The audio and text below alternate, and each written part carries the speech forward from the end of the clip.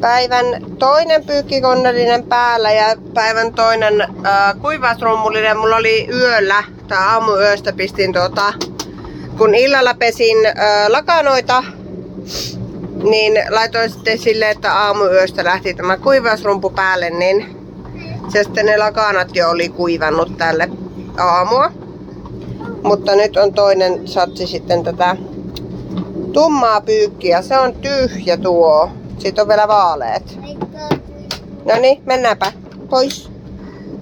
Pois, pois. Pikkuset kahtoi sillä aikaa tämmöstä kuin 44 kissaa ohjelmaa, kun mä laitoin noita pyykkejä tuossa makkarissa, niin ne on ihan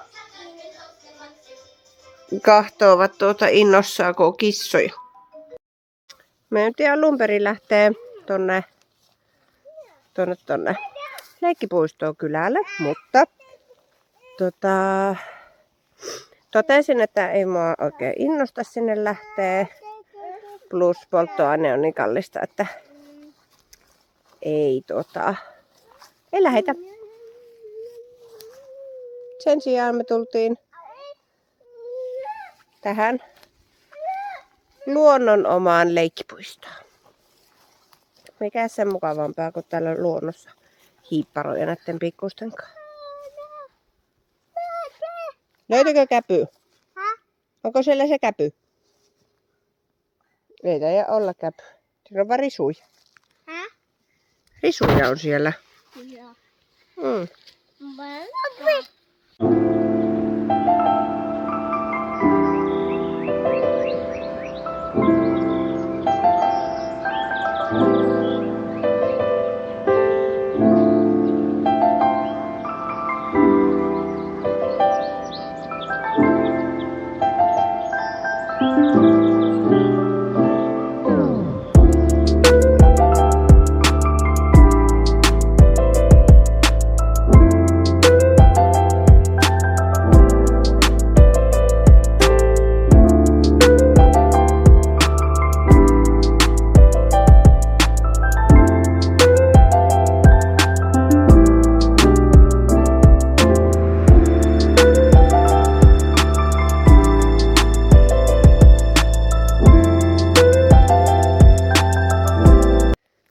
Noi hienon kävyn löysit.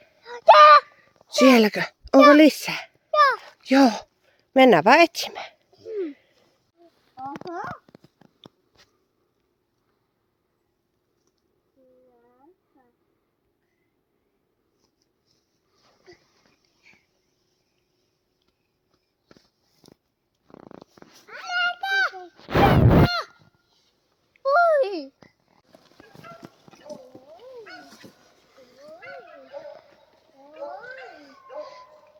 Koirat haukkuu siellä.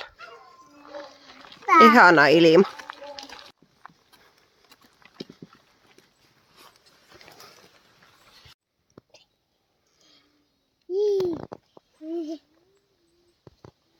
Havukoita. 2 kappale.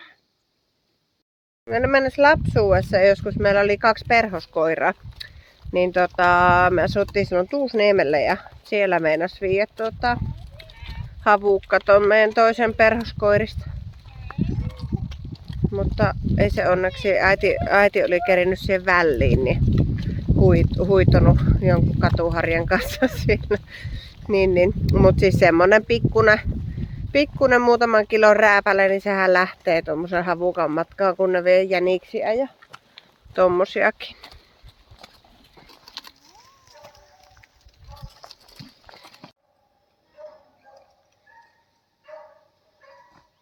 Vähän jännitettiin, että vieläkö meiltä löytyy perunoita maasta, mutta hyvinhän niitä löytyy. Vieläkin yhden keiton.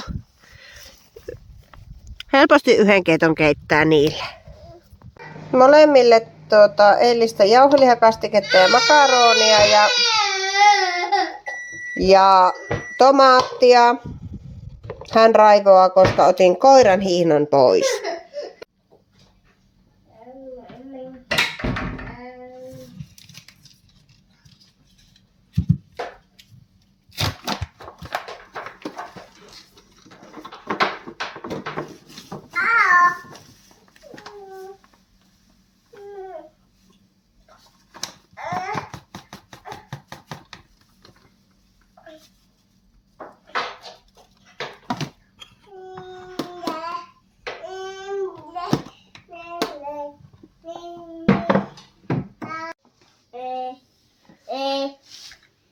Meneekö se orava nyt kyytiin? Tonne. Joo. Pupu. Se on Pampi. Mennä. Ja se on Pupu. Pupu. Pupu, tuonne voi laittaa Pupun kyytiin. Jaa.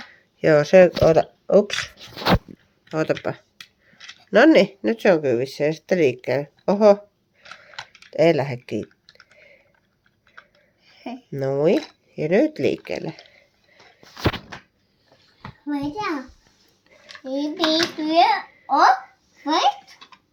Pupu. Pupu puttoo. Joo.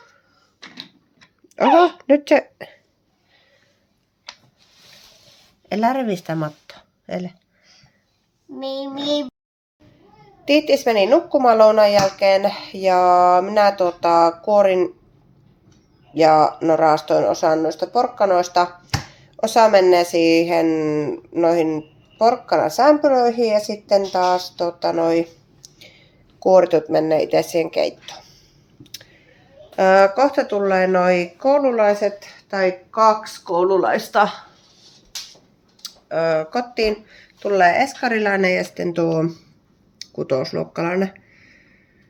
Niin, jotain välipallaa siinä ja mä ajattelin keittää kahvit ja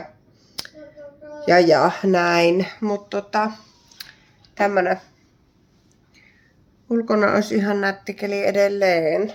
Sekä nyt on luvannut jo monelle päivälle silleen, että ihan poutasta ei pitäisi sattaa ja lämmintä. Semmosta. Nyt mä rupean sitä kahvia keittää.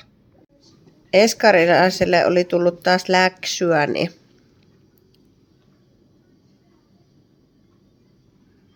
päästään miettimään. Näistä väsäillään porkkanasämpylöitä. Pistin vielä noita kaurahiutaleita vähän tonne jo pohjalle. Nää kansi kiinni. Nyt se saa köllötellä siinä kansi kiinni lämpimässä veessä, niin kohoo, minkä kohoo siellä. Täällähän oli ihan tip-top aamulla. Ei näytä siltä enää.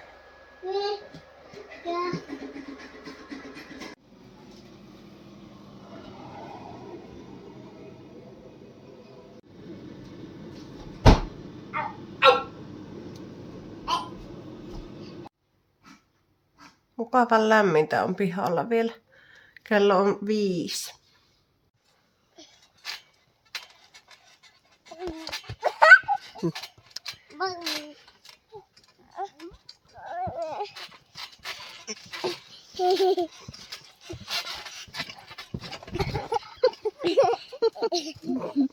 Menitkö nurin?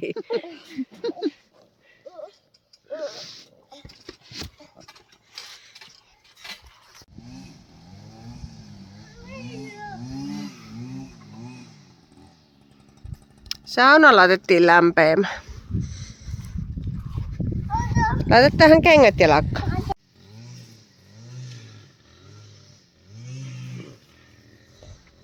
Syttyyköhän tuo? Tulee sieltä ehkä savu. Vähäs.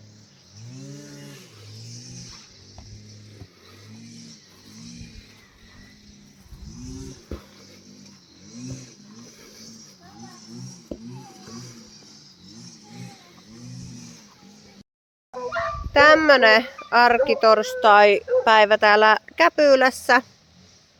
Tässä nyt lämmitellään tuota saunaa, jossa nyt suinkin sytty.